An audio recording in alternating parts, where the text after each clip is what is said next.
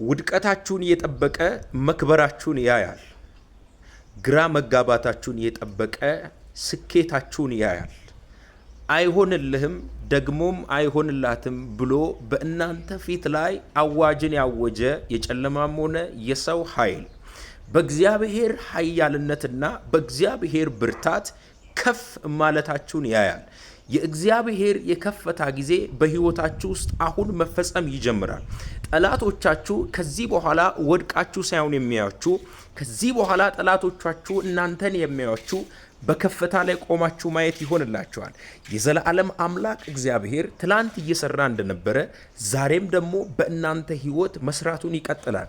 ስለዚህ የእግዚአብሔርን ታላቅነት በሕይወታችሁ ውስጥ ማየት ትጀምራላችሁ። ይሄኛ ወር የእግዚአብሔርን ታላቅነት በሕይወታችሁም፣ በቤታችሁም፣ በኑሯችሁም፣ በነገሮቻችሁም ሁሉ የምታውጅበት ወር ይሆንላችኋል። ተባረኩልኝ።